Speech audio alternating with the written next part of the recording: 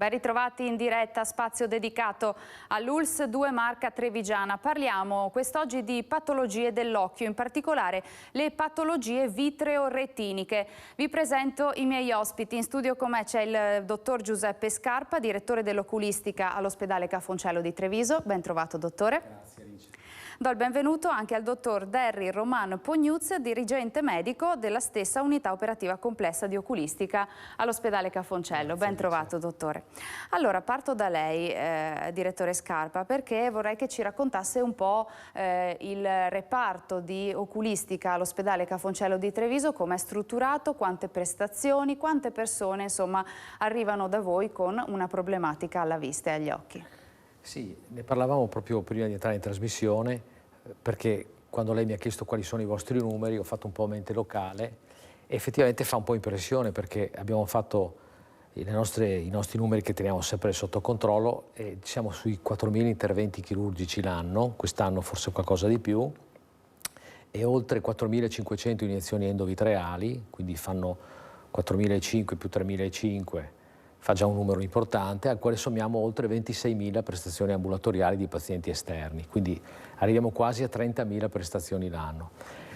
Fa impressione perché una prestazione è una persona, e una persona spesso, cioè ha una famiglia, e una famiglia spesso accompagna la persona nel corso della prestazione. Sono molti pazienti anziani, per cui immaginate che passano tra la persona che deve sottoporsi alla terapia o all'esame o all'intervento e la persona che l'accompagna, passano 50.000 persone nel nostro reparto ogni anno. Quindi noi nel giro di qualche anno giriamo tutta la provincia, quindi questo è motivo di orgoglio, perché vuol dire che lavoriamo con impegno e con devozione, ma anche di grande responsabilità, perché da noi passano tutti prima o poi, anzi nel giro di qualche anno è difficile che un trevigiano della provincia non abbia avuto a che fare in qualche momento con la nostra realtà. Certo. Allora, ricordo ai nostri telespettatori a casa il numero per intervenire in diretta ed è lo 0422 1628 332. Aspettiamo le vostre telefonate, perché insomma avrete la possibilità di avere una risposta dai medici che sono in studio con noi. C'è da dire poi, dottor Scarpa, che il reparto è uno fra i centri della Regione Veneto d'eccellenza per la gestione delle malattie retiniche, di cui parliamo proprio quest'oggi, no? Certo, è una cosa che ci ha sempre molto impegnato, articolata in patologia pediatrica, patologia dell'età più anziana, urgenze, attività elettiva. È un campo che poi, quello delle patologie retiniche, magari avremo modo di parlarne un po' insieme oggi, che ha subito negli ultimi anni una notevolissima mutazione, perché molte di queste malattie non erano curabili, erano diagnosticate e poco più che una pacca sulla spalla al paziente non si dava. Invece negli ultimi 15-20 anni tutto questo è cambiato, si trattano molto di più, molto meglio, ci sono nuovi farmaci, nuove terapie. Per alcune di queste proprio l'alternativa non c'era, era il nulla, invece adesso abbiamo la possibilità di fare moltissimo. Ovviamente questo ha significato per noi riorganizzare i nostri reparti, creare delle linee, diciamo, di terapia che una volta non c'erano e mettere in piedi una struttura che poi per alcune di queste deve essere operativa 365 giorni l'anno, sabato, domenica, anche durante la notte, durante le ferie, e quindi un grande impegno. Però se voi ci pensate, l'organo della vista è centrale nella vita delle persone, mai come nell'età moderna, perché se tu non sai leggere lo smartphone, non vedi la televisione, non guidi l'automobile, fai fatica a stare al passo con i tempi. Ormai l'operatore non lo trovi mai, hai uno schermo con il quale devi interagire, cosa che io detesto poi, ma purtroppo questa è la realtà che viviamo. Se hai un problema visivo sei tagliato fuori da tutto ciò, senza possibilità di rientro, e quindi l'importanza della vista è diventata molto più sentita che non una volta, e quindi questo ha posto l'oculistica sotto i riflettori. L'oculistica ha risposto con innovazioni che altre branche della medicina non hanno avuto così rapide, così intense, però d'altronde anche grande responsabilità per gli operatori, perché il risultato è sempre atteso e possibile, è sempre più elevato, ma richiede sempre molti più sforzi. Siete davvero un punto di riferimento per le necessità, le problematiche legate alla vista dei cittadini, insomma, che afferiscono all'ULSS 2 Marca Trevigiana.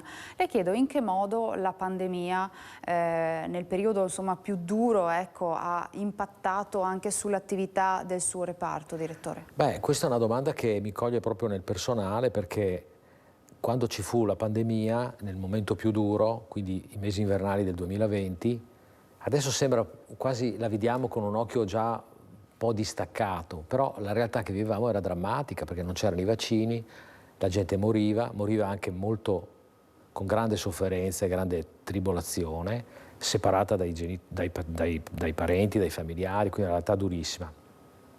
Gli operatori erano particolarmente esposti, perché noi pazienti Covid li abbiamo sempre dovuti trattare, e questo ti esponeva al rischio del contagio, che per una persona di una certa età era molto pericoloso prima della protezione dei vaccini. Quindi questo ha determinato uno sconvolgimento dell'organizzazione di tutte le strutture ospedaliere per portare le risorse mediche, strutturali, di personale verso le aree critiche interessate dal Covid. E così è stato anche sul suo reparto? E così è stato per noi, perché ovviamente l'intervento elettivo oculistico è passato in secondo piano, perché bisognava salvare le vite, e quindi molti di noi sono andati a fare anche le guardie nei reparti Covid, post-Covid, a dare una mano a tenere in piedi l'organizzazione che fronteggiava la pandemia che colpiva così duro. Ovviamente questo ha significato lasciare indietro tantissime prestazioni, migliaia e migliaia e migliaia. La nostra sala operatoria è stata chiusa ed è stata trasformata in rianimazione aggiuntiva, per cui noi facevamo solo le patologie estremamente urgenti, non demandabili, in un'altra sala operatoria. Ma alcune attività sono state proprio completamente fermate. Questo poi è un'altra storia, ma interessante, ci ha obbligato e dato lo stimolo per creare un modo alternativo di fare alcune cose. Abbiamo portato alcune attività importanti fuori dalle sale operatorie, allestendo delle attività parachirurgiche nei reparti nell'area di day surgery, perché lo stato di necessità ci imponeva di non fermare le terapie del tutto. Per esempio le somministrazioni endovitreali di farmaci per la maculopatia che si facevano in sala operatoria. La sala operatoria non c'era più, avevamo migliaia di pazienti che dovevano essere trattati. Cosa potevamo fare? Abbiamo preso con il sostegno della direzione sanitaria, degli organi di controllo dell'azienda, la decisione di fare queste attività fuori dalle sale operatorie. Abbiamo allestito nei nostri day surgery delle zone iniettive, utilizzando delle apparecchiature che sanificano l'ambiente, paragonabile alla sala operatoria pur non essendolo, e abbiamo potuto continuare a utilizzare le nostre terapie senza mai fermarle. E questa è una cosa che ci ha valso anche una pubblicazione internazionale su questo, perché è stato un processo innovativo dettato dallo stato di necessità, però come sempre succede l'uomo intelligente fa di necessità virtù, e le crisi sono anche delle opportunità. È una banalità, però quando la vivi te ne accorgi che è proprio così. Certo. Infatti, finita l'emergenza, questa attività è rimasta così com'è, non l'abbiamo più riportata al setting iniziale, perché è molto più produttiva e più efficace farla così. Certo. Abbiamo una prima telefonata in studio. Pronto, buongiorno, chi c'è in linea? Sono Gianni Bressan. Buongiorno Gianni, se ho capito bene. Ci dica pure. Sì, Gianni. Niente, io 4 anni fa mi ho diagnosticato la quasi totale chiusura del canale lacrimale. Dopo, per altri motivi, ho avuto un ricovero, eccetera, non per Covid, comunque per altri motivi, eccetera. Ho fatto altre visite fino a poco fa, tra l'altro un anno fa, neanche un anno fa, saranno 5-6 mesi. Ho detto ma no, non serve, perché il canale ha ancora possibilità di scaricare, eccetera. Poi io, quando comincio a lacrimare, non ci vedo più con l'occhio destro, e allora volevo capire cosa potevo fare, se aspettare ancora, oppure fare questo intervento e sentire che questo intervento cosa comporta, insomma. Grazie Gianni, grazie per la sua telefonata. Adesso le diamo qualche consiglio. Chi vuole rispondere? Prego, dottore. Allora, niente, il suggerimento che potrei dare è questo.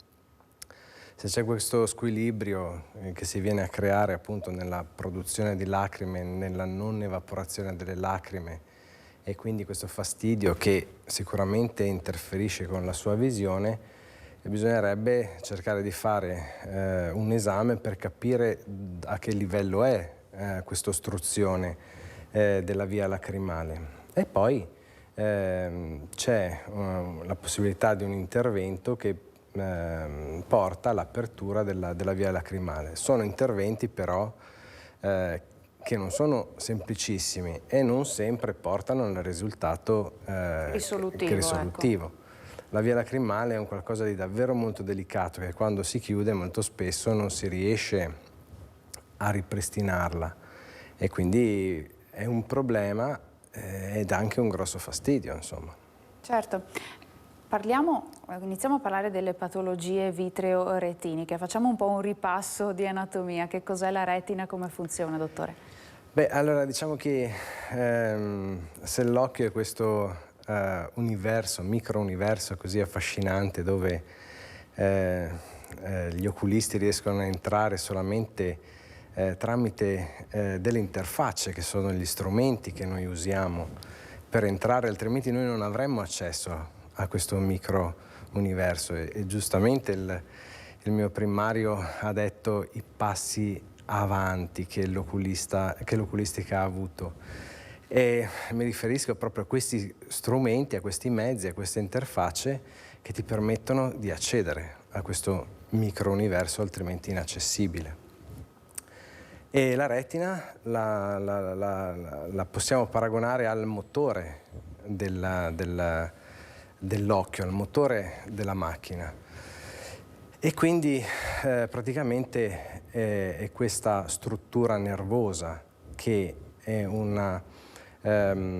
un'espressione del nostro encefalo, del nostro cervello, è una protrusione del nostro encefalo che permette di acquisire la luce riflessa dalle immagini e quindi poi attraverso già l'interno della stessa retina per dire quanto complessa è, ci sono delle prime rielaborazioni del segnale e poi che viene questo segnale trasmesso, rielaborato ulteriormente attraverso la via e definitivamente arriva la via visiva che sta nella parte posteriore del cervello e quindi noi la percepiamo in questo modo e la interpretiamo. Un tessuto molto raffinato, molto complesso. Molto raffinato, molto complesso, molto fragile e che purtroppo quando si ammala, si ammala. Quali sono le più frequenti patologie, le malattie che possono riguardare la retina? Abbiamo un'altra telefonata, dopo risponderemo anche a questo. Sentiamo che cosa ci vogliono dire da casa. Pronto, buongiorno, chi c'è in linea? Sono la signora Michela. Buongiorno, buongiorno, ci dica buongiorno. Signora. Una decina di anni fa, mentre mi lavavo i capelli, subii il distacco improvviso del vitreo. E da quel momento nel mio campo visivo come dire, ondeggia un corpo vitreale che credo sia il famoso anello di Weiss o di Weiss, non so come si chiama. Volevo sapere se a parte la vitrectomia esiste qualche altra possibilità per come dire, allontanare questo corpo mobile dal mio campo visivo. Grazie. Grazie per la sua telefonata, Michela. Grazie. Chi vuole rispondere? Prego, dottore. Intanto facciamo un po' chiarezza, no? La signora ha parlato di un distacco del vitreo. Del vitreo. Allora, praticamente il nostro occhio possiamo dividerlo in due camere. Una camera che sta davanti e una camera che sta dietro. La camera più grande è quella dove c'è il vitreo, dove c'è questo gel all'interno della maggior parte dell'occhio. È una cosa gelatinosa. E questo gel nell'arco degli anni si modifica ed è un qualcosa di normale che accada questo. E mentre quando siamo giovani, abbiamo 20-30 anni, questo vitreo è trasparente, omogeneo e sodo, quindi quando la luce lo penetra non incontra nessun ostacolo la luce e va a colpire direttamente la retina. Nel tempo questo vitreo non è più omogeneo, ma si creano delle lacune fluide e dense. Tipo possiamo immaginare quasi come un Emmental, con dei buchi ripieni di liquido e delle travate più dense. A un certo punto questa struttura tridimensionale, perché all'interno dell'occhio c'è una tridimensionalità, collassa, e questo è il distacco posteriore di vitreo. La signora è stata sottoposta a vitrectomia. Che tipo? No, la signora ha detto, ha avuto, mentre si stava asciugando i capelli, giusto? Sì, non l'abbiamo più in linea, però insomma... Mentre si asciugava i capelli ha avuto questo distacco posteriore di vitreo, e questo è quello che è accaduto, il collasso del vitreo. Il vitreo si è contratto, perché mentre da giovani è tutto omogeneo, con il tempo si creano questi punti di debolezza, queste lacune. Quindi le lacune diventano sempre più grandi e questa tridimensionalità viene meno e tutto collassa. E che cosa possiamo consigliare per insomma, questo disturbo che è rimasto alla signora? Innanzitutto, se è successo 10 anni fa, può stare tranquilla.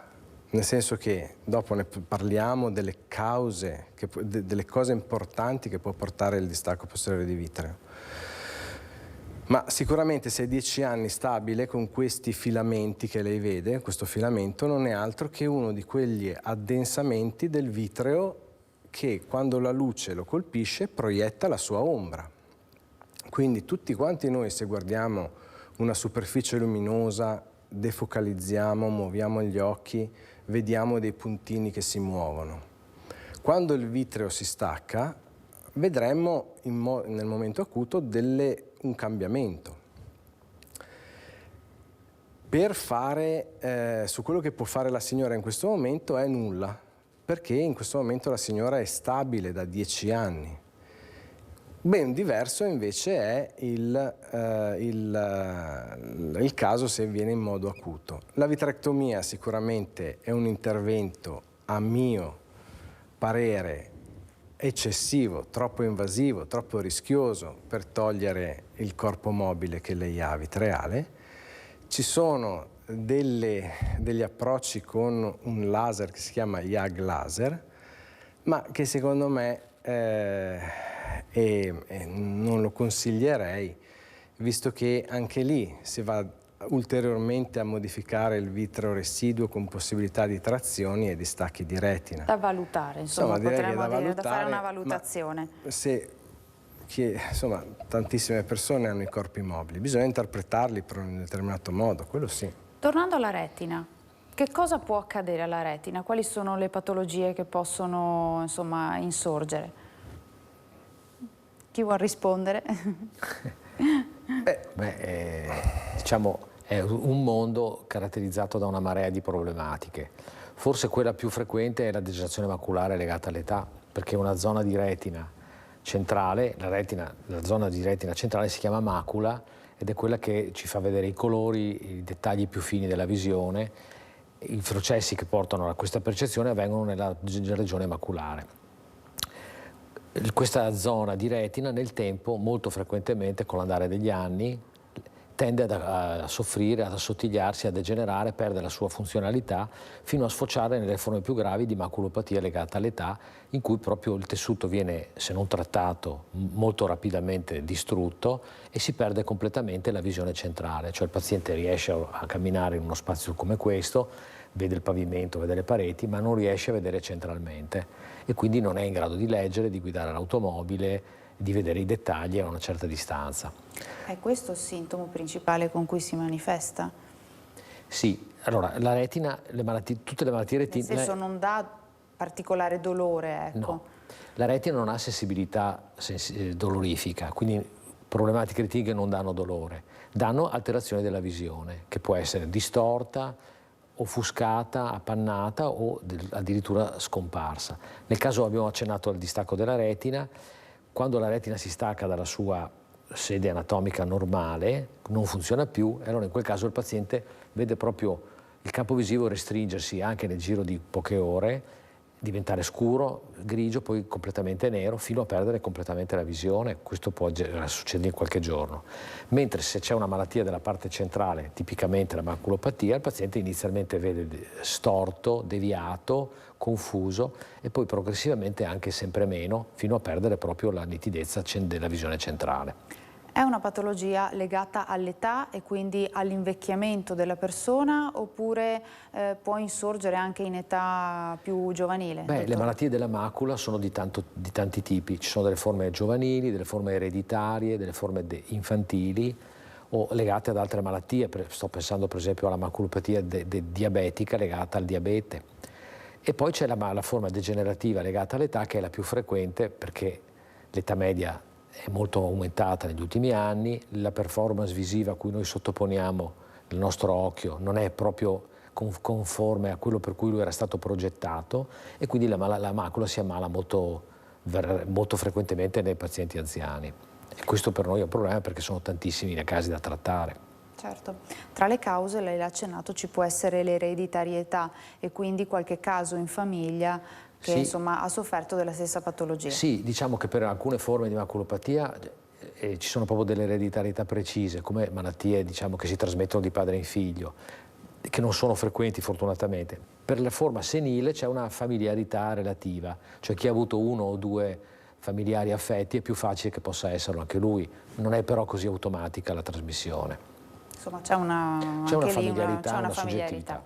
Altra telefonata in studio. Pronto, buongiorno, chi c'è in linea? Pronto, buongiorno, sono Doriana. Buongiorno Doriana, ci dica pure.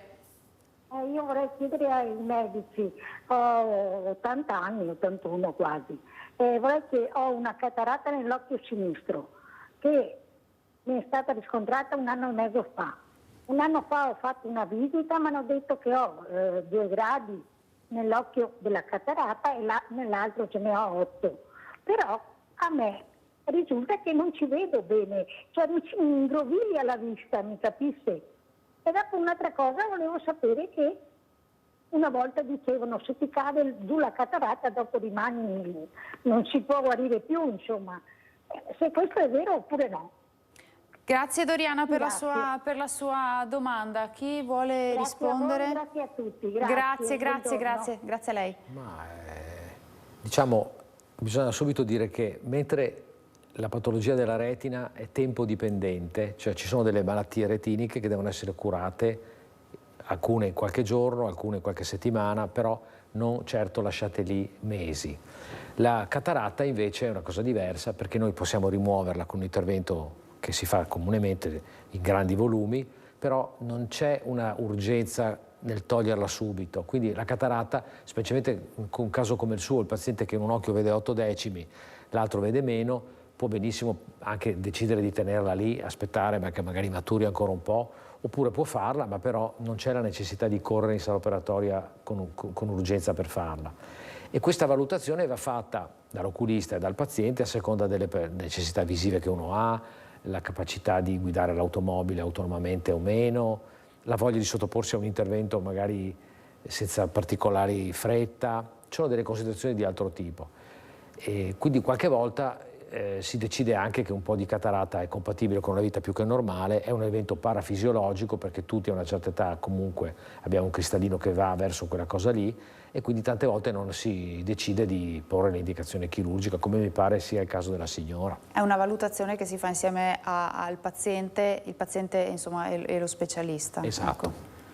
Diciamo, non tutte le lesioni del ginocchio o dell'anca vanno sottoposte a chirurgia ortopedica, dipende dall'età del paziente, se uno fa l'atleta o no, dal tipo di vita che ha, se ha dolore o non ha dolore, vanno valutati e la cataratta iniziale rientra pienamente in questo esempio qua.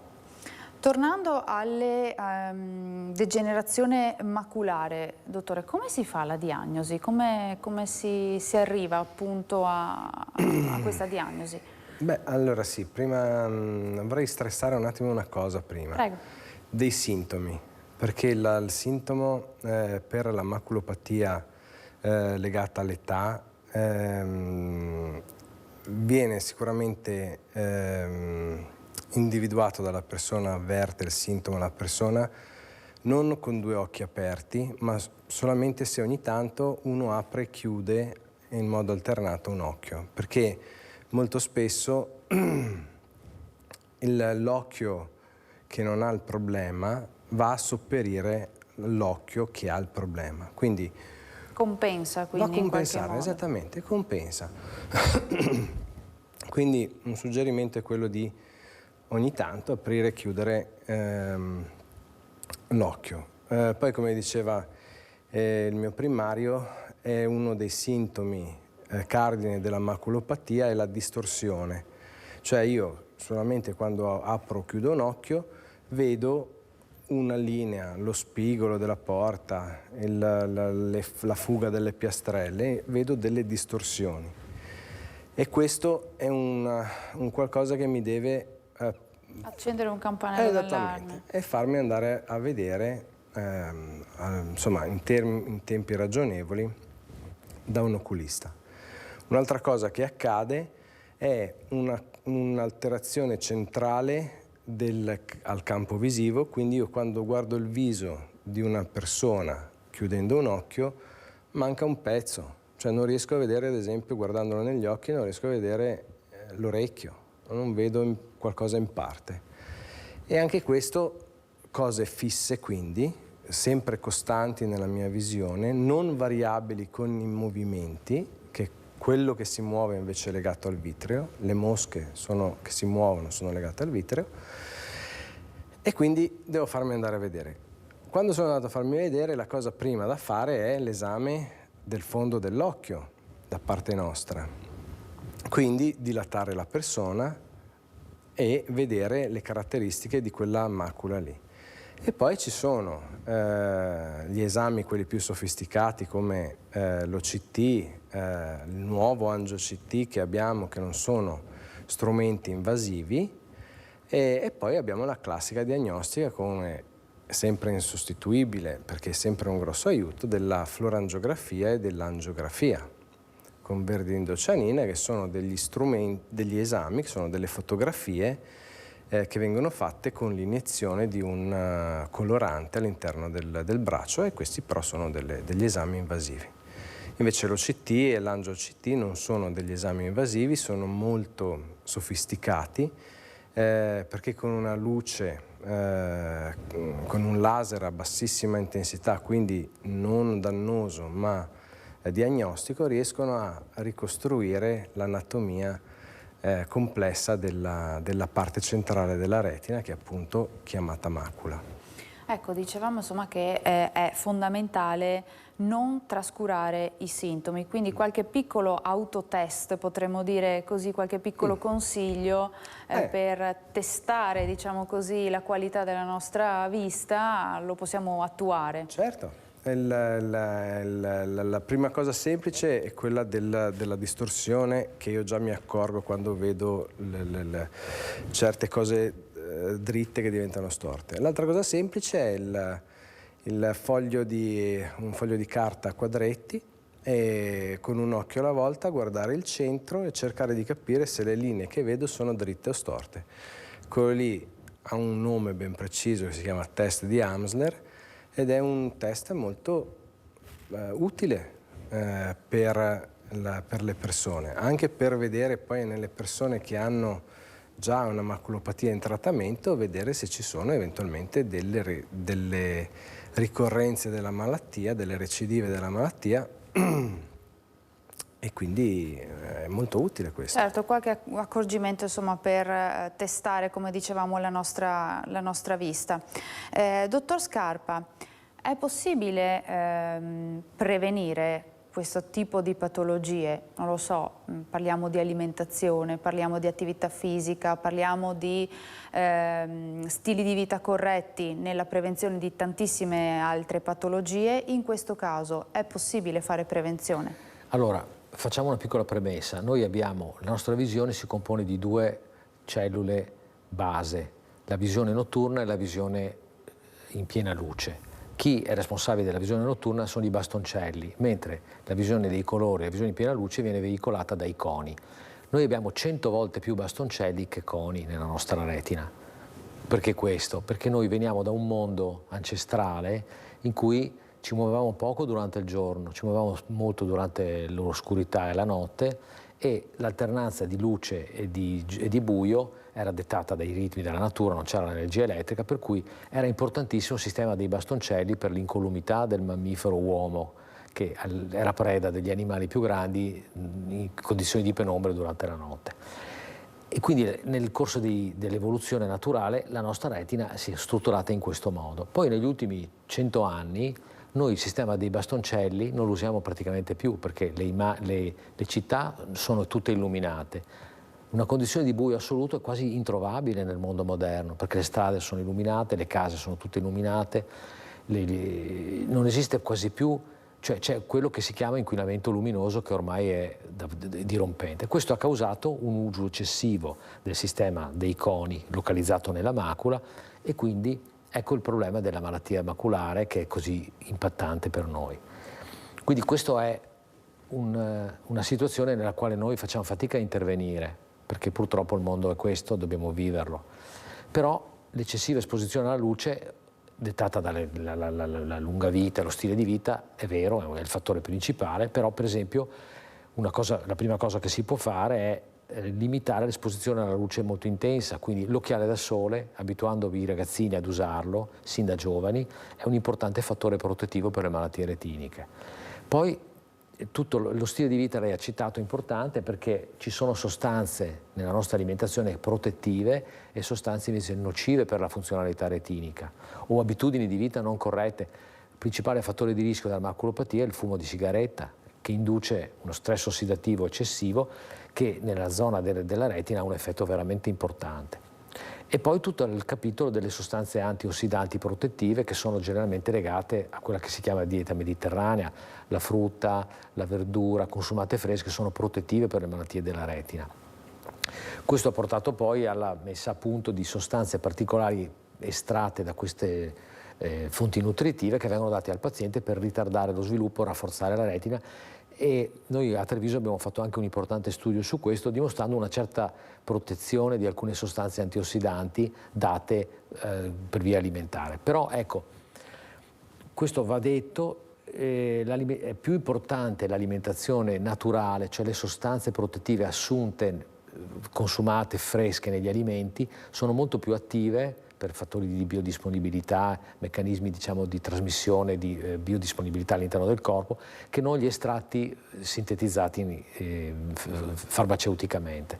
Quindi il grande campo degli integratori è molto più diffuso nel mondo anglosassone o americano, dove lo stile di vita e l'alimentazione è molto diversa ancora da quello del paziente italiano ed europeo, che si trova un po' più protetto per questo tipo di malattie. Lei ha citato il fumo di sigaretta, no? Che si pensa essere nocivo per altri tipi di patologie che possono insorgere, neoplasie o insomma altri tipi di patologie. Invece incide anche nella salute dei nostri occhi. Tutti gli studi, grandi studi epidemiologici sulle malattie retiniche, emerge sempre questo dato. Il fumo di sigaretta è un fattore di rischio molto importante, quindi un motivo in più per non fumare è proprio anche questo. Certo.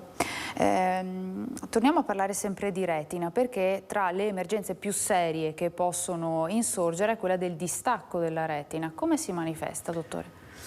Ecco, allora qua mi ricollego al discorso del vitreo che avevamo fatto poco fa con la telespettatrice. Esatto, perché noi possiamo, il vitreo, quando va incontro a queste normali modificazioni, quando collassa su se stesso può determinare delle trazioni sulla retina e quindi tirando la retina può determinare delle rotture sulla retina, e quindi attraverso questa rottura sulla retina si può infiltrare il liquido e scollarla.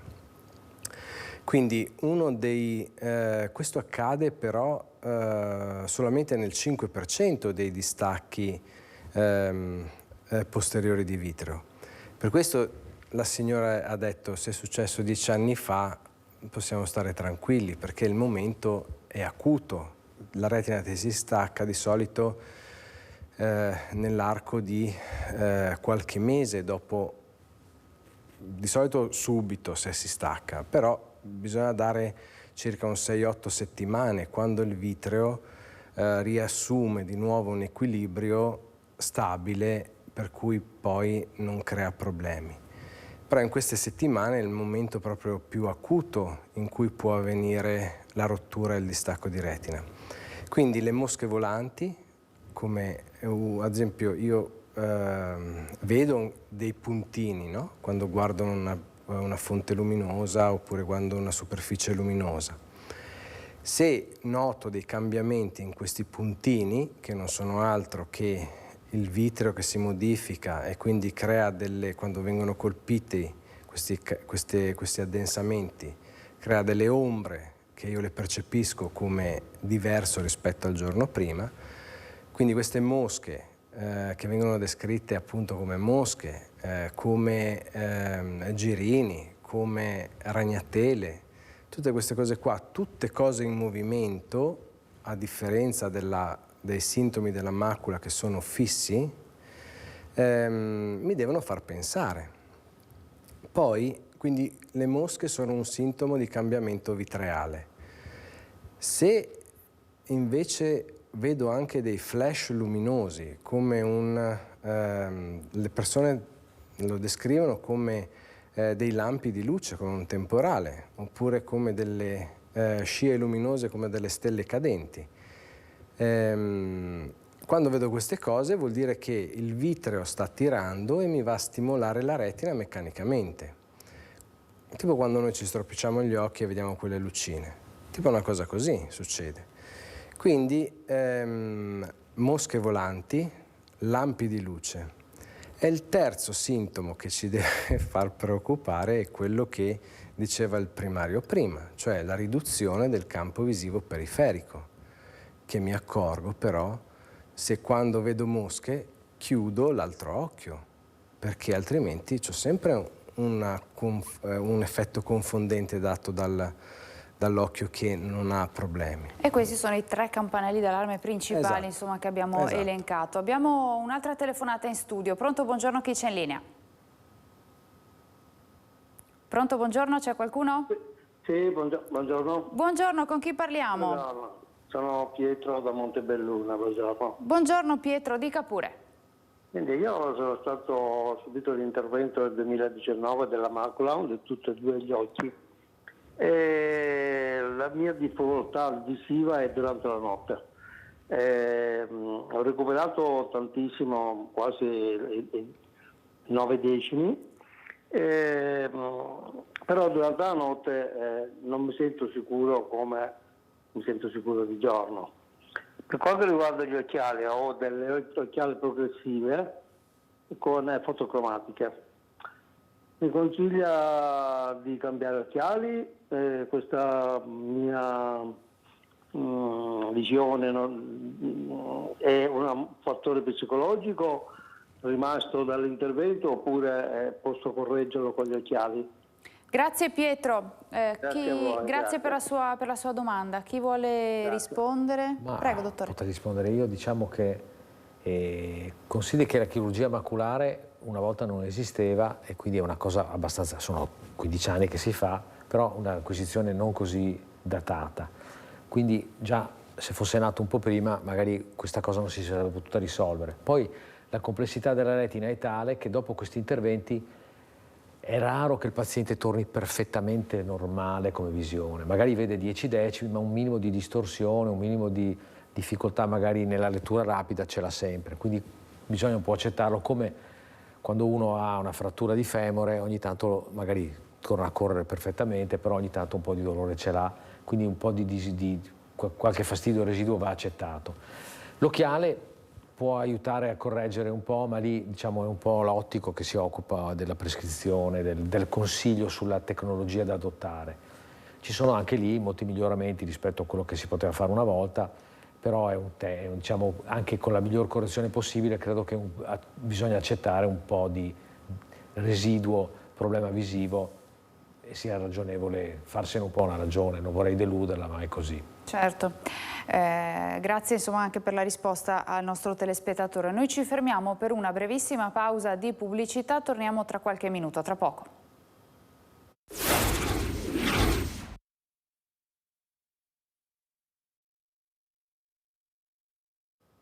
Rieccoci nuovamente in studio, ultima parte in diretta per parlare di patologie vitreo-retiniche, quindi della salute dei nostri occhi. Dottor Roman Pognuz, sono frequenti i traumi oculari? Come vengono trattati e cosa possono comportare all'occhio?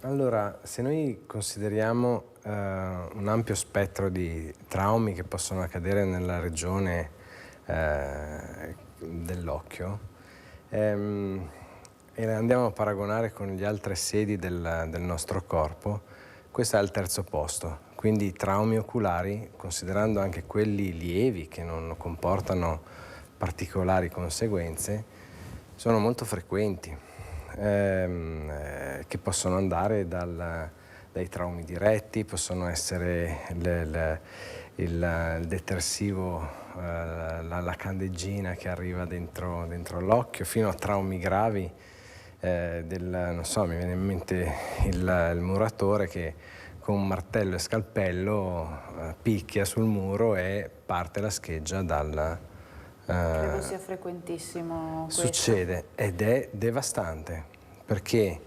un pezzettino di ferro lanciato ad una velocità incredibile buca l'occhio e entra dentro l'occhio. Quelli lì sono i traumi molto gravi, traumi anche da corpi contundenti che creano le esplosioni addirittura dell'occhio, le rotture della parete dell'occhio, e quelle sono le nostre emergenze, dove noi dobbiamo andare e cercare di fare il possibile, e purtroppo sì, la situazione non sono sempre come dire, vincenti, però il tentativo e la volontà di cercare di ripristinare una struttura così delicata si cerca sempre di fare. Certo. Sono molto frequenti, no? Su questo cosa possiamo dire? C'è una rete provinciale, un'organizzazione che permette appunto di intervenire? Non lo so.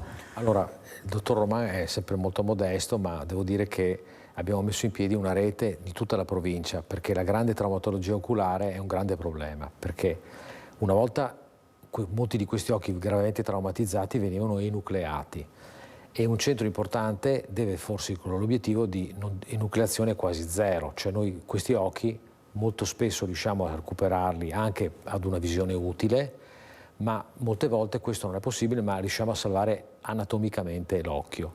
Quindi riuscire a conservare un occhio bello da vedere, non dolente, che ha una certa visione, sembra poco, ma per noi è tantissimo, perché quando l'occhio si ammala, in conseguenza di un grave trauma, e dobbiamo toglierlo, questo determina un dismorfismo del volto. Pensate cosa può significare questo in un bambino, in una ragazzina. Quindi noi abbiamo proprio fatto un lavoro, tantissimi anni, di giocare tutte queste palle anche con interventi ripetuti, 4-5 interventi, e devo dire che il tasso di successo, di recupero di questi occhi che abbiamo è veramente molto elevato, siamo molto orgogliosi di tutto questo. Ovviamente tecnologie complicate, tecniche difficili impongono di lavorare in una mentalità di rete, cioè noi collaboriamo con le altre oculistiche della provincia, siamo sempre in contatto, in costante collaborazione, ci scambiamo i pazienti, facciamo fronte insieme a queste difficoltà, perché la logica è quella di ottimizzare le risorse, avere tecnologie importanti, ma anche concentrare i casi, condividerli con le persone in modo che la crescita su queste problematiche sia comune e diffusa. E l'azienda ci ha sempre seguito su questo, quindi posso dire che è una cosa a cui teniamo moltissimo e sulla quale abbiamo lavorato, anche perché il trauma capita a Ferragosto, capita di notte, capita di domenica, e tu devi essere pronto a farlo, ed è la chirurgia più difficile, quindi c'è bisogno di un team di alto livello pronto a intervenire 365 giorni l'anno, e da noi, grazie a Dio, questo funziona. Non è sempre così in altre realtà, purtroppo anche vicine a noi, questo mi sento di dirlo. Traumatologia, insomma, traumi all'occhio, ma anche patologie dell'occhio che possono riguardare, immagino, anche i più piccoli, i bambini.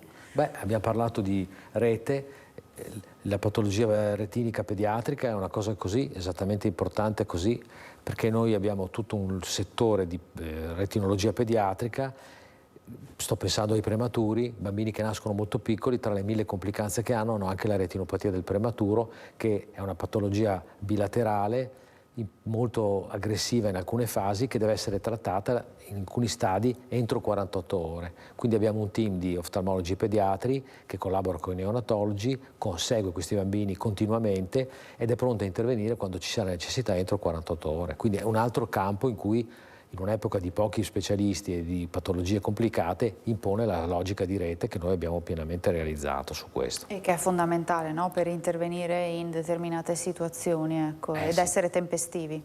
Certo, ovviamente anche lì deve coprire tutto l'arco dell'anno, deve essere sempre disponibile, pronta ad intervenire, e questa rete, devo dire, è un po' un nostro motivo di orgoglio a cui teniamo molto. Insomma, ed è giusto evidenziarlo, no? Siamo quasi... Perché poi, voglio dire, è un po' la punta dell'iceberg, no? Oppure si dice sempre fa più rumore un albero che cade della foresta che cresce, perché ci sono molte realtà virtuose nella nostra sanità di cui uno magari tutta la vita non sa, tranne quella volta che gli capita di doverci incappare come paziente, e allora scopre l'altra faccia della luna. Però molto spesso gli operatori e le strutture di qualità non si fanno pubblicità, non compaiono, non fanno notizia, però ci sono, ed è molto spesso proprio quando meno te lo aspetti che vieni incontro a loro e capisci l'importanza di questo mondo sommerso che non sospettavi nemmeno. Certo. E da noi ancora funziona. Ed il suo reparto è proprio così. Siamo in chiusura, io chiuderei con un messaggio, no? Possiamo dare qualche consiglio anche ai nostri amici a casa su come tenere in buona salute i nostri occhi, che insomma ci portano davvero nel mondo?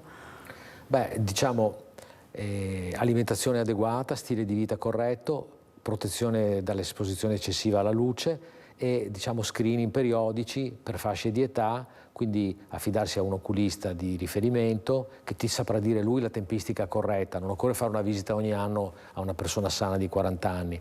In altri casi invece è necessario infittire, però è il professionista che ti guiderà in questo. Però anche chi non ha una problematica all'occhio, una problematica di vista, insomma, è bene che si sottoponga periodicamente, sì, diciamo così. Una visita periodica non è mai male, e poi dopo lo specialista ti dirà dopo quanto ripeterla. E poi fondamentale, lo abbiamo ripetuto molte volte nell'ora che abbiamo trascorso insieme, di non trascurare mai i sintomi, e quindi qualche cosa che ci sembra strano e che ci fa accendere una lampadina. Certo, ecco. Certo, assolutamente. Esiste la possibilità di avere un accesso diretto anche come pronto soccorso nel caso di sintomi pericolosi, si può utilizzare sempre in qualsiasi giorno della settimana, quindi invito a farlo nel caso ci siano dei sospetti significativi. Bene, siamo in chiusura. Io ringrazio il dottor Giuseppe Scarpa, direttore dell'unità operativa complessa di oculistica all'ospedale Cafoncello di Treviso. Grazie dottore. Grazie a voi per l'opportunità. Grazie al dottor Derry Roman Pognuzza, spero di averlo detto bene, dirigente medico dello stesso reparto di oculistica all'ospedale Cafoncello di Treviso. Grazie davvero per aver risposto anche alle nostre domande e a quelle dei telespettatori a casa. Grazie a voi che ci avete seguito, io vi do appuntamento alla prossima puntata. Arrivederci.